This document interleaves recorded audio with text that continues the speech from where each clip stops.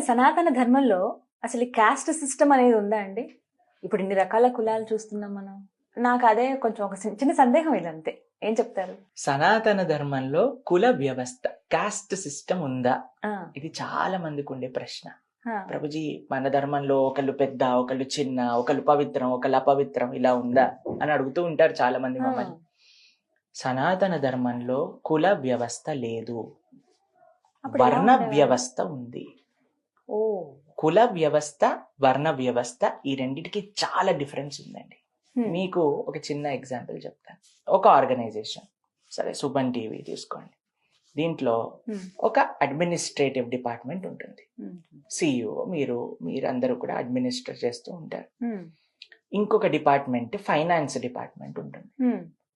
ఇంకొక డిపార్ట్మెంట్ ఎవరైతే అందరూ పని చేస్తున్నారో స్టాఫ్ గా పనిచేసే వాళ్ళందరూ ఉంటారు. ఒక